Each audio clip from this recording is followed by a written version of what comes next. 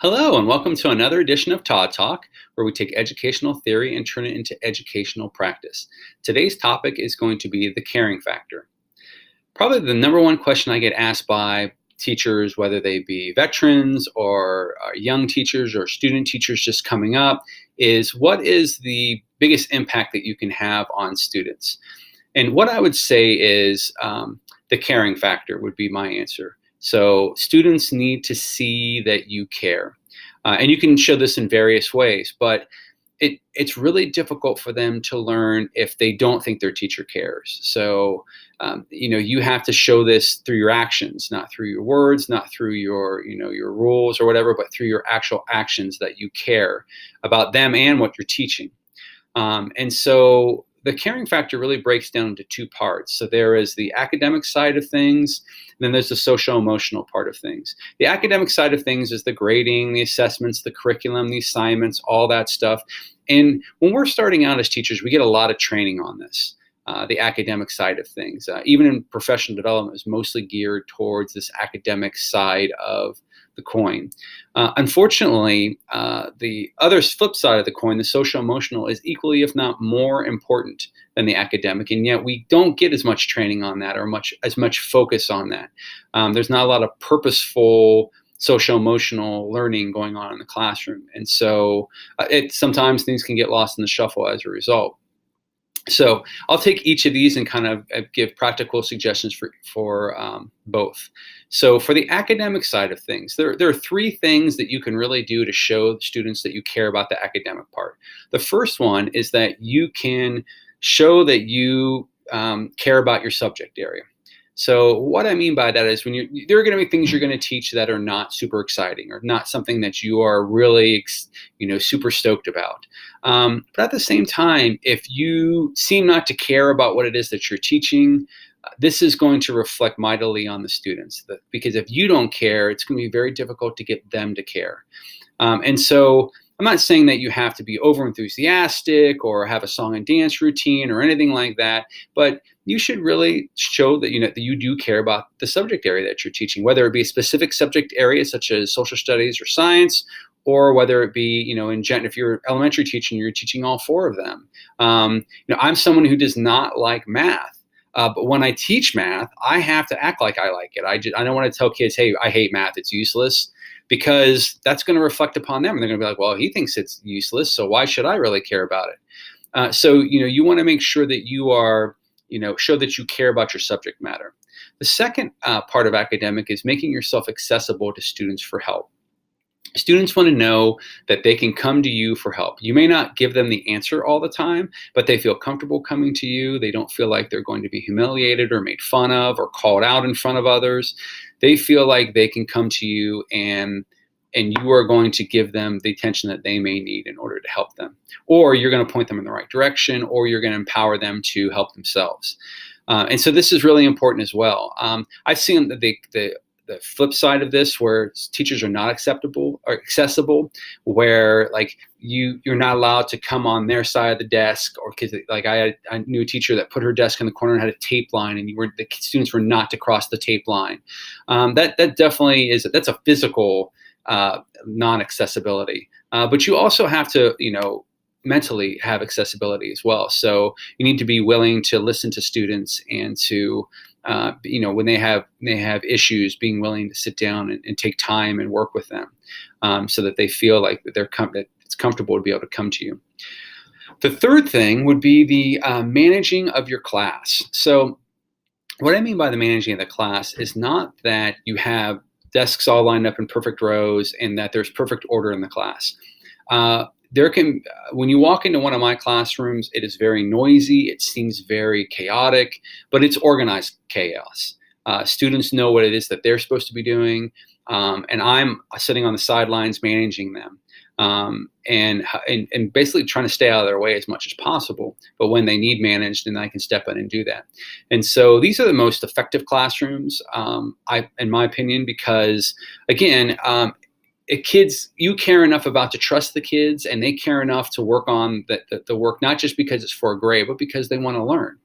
And so it is important to be able to manage your class as though you care. And And again, this does not mean like an iron fist and making sure the discipline is always adhered to and having strict rules. It just means being in control of, and it may not look like you're in control at times, especially in a classroom where it's very student led, but you are in control, and you just are letting them take some of the control as well. So those would be the three things I would suggest for the academic side of things. When it comes to the social emotional side of things, the first and easiest and most obvious, and this is probably something that everyone does anyways, but I guess not everyone does, is getting to know your students. Getting to know not just their name, but what their likes and dislikes are, passions are, what their pet peeves are, things of that nature. And how do you do this? You have conversations with them. This can be conversations before class. It can be conversations after class. It can be conversations during class. I always set up my classroom where I had the opportunity to go around and have conferences with students. And in these conferences is when I got to know my students really well. I got to really learn about their individual needs and wants for things. The second thing is to make sure that you listen. Listen is really important. A lot of times as teachers, we feel like we have to be the ones who are talking all the time, or we are the ones who are in charge, or the ones that need to steer the ship. When in reality, that's not the case. Sometimes the best teacher is just the one that listens. And doesn't try to fix the problem necessarily, but they just listen and are empathetic to that problem. There are going to be problems that students are going to give you that you're not going to be able to solve, whether they have a bad home life or things are going, friends outside of school are doing things that you can't do anything about, that you can't control because it's not in your classroom. But it's best just to listen and be empathetic with them. Again, this shows that you care, and they feel like they have someone that they can talk to. The third thing, when it comes to the social emotional caring of students, would be that you reflect in class. And you probably reflect in one form or another, but how much purposeful reflection do you do? So purposeful reflection means at the end of a unit, do you guys talk about, how they felt about the unit, or did they feel like they could have done a better job, or are there things they would have changed about the unit? But basically getting student opinion about their thoughts and feelings on what they learn, because there are two very different things. There's what you want students to learn, and then there's what they learn. And the reflection is a lot of times you can really truly get a sense of what they learned. And they may learn something really valuable that you didn't intend to, but still they learned it nonetheless. So those are the three things when it comes to the social emotional aspect. So why is the caring factor so important? Because when students see that their teacher cares about them, they're going to be more motivated, more willing to work, more willing to be successful. And I'll give you three examples of this. So the first example of the caring factor is Albert Einstein, considered by many to be one of the smartest people who ever lived. And so Albert Einstein was a horrible student. He did really bad in school. He often got kicked out of class for challenging the teacher. He hated going to school. It was not a place where he went to learn. He dreaded going there. But yet he turned out to be very successful, one of the most famous scientists that exists. And so the question becomes, how is that able to happen? And the caring factor for him was a man by the name of Max Talmy. Max Talmy was a student who had dinner with the Einsteins once a week for a 5-year period.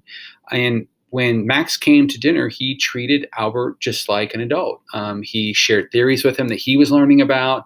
He gave him books to read. He encouraged Einstein to think. And it's this encouragement and this acceptance, this caring, that really influenced Albert Einstein to become who he was and to have the success that he did. A second example would be the rapper Eminem. Eminem had a very bad home life. His mom was a drug abuser, alcoholic. I didn't know who his dad was, and moved from school to school to school. And he flunked the 9th grade 3 times. But his teachers, thought he was intelligent, but he just didn't apply himself. And so the question is, how did he become a successful rap artist? There's got to be something that led to that. And the caring factor for him was his uncle. His name was Ronnie Polkington. And Ronnie Polkington gave Eminem his first experience with rap music. He gave them the soundtrack from a movie that had rap on it, and then they used to make rap tapes together. And it was this influence that really shaped who Eminem was. And you can tell because, and if you listen to Eminem, a lot of his lyrics, he will refer to his uncle as being such a big influence on him. So, and so that was the person that cared for him. To give you an example of the lack of a caring factor is my third example, who is Dylan Klebold. Dylan Klebold is one of the gentlemen who participated in the Columbine shooting. The Columbine shooting, as everyone knows, is when 2 students went into their school and shot it up and killed dozens of kids before shooting themselves. And Dylan was one of these students. And so after the horrible acts had been perpetrated and the police investigated and they tried to pick up the pieces, they found Dylan's journals. And what they found in Dylan's journals is that he didn't feel like anyone cared about him. I mean, other than his mom and dad, he really felt like there was no one that cared for him. And because of that, he had a sense of hopelessness. And he's an extreme example. He suffered from depression, and coupled with the hopelessness that he felt from not being cared about and the influence of his friend led to what happened. And I'm not saying that's going to happen to everyone who doesn't show that they're cared, but what will happen is they'll underachieve greatly, just like Dylan did. So what will happen is they won't get good grades, they won't do well in school, they'll stop caring about school. And so it's important that students feel like they have someone that cares about them. And hopefully as a teacher, you can be that person, giving them their academic needs when it comes to care and their social emotional needs when it comes to care. Thank you.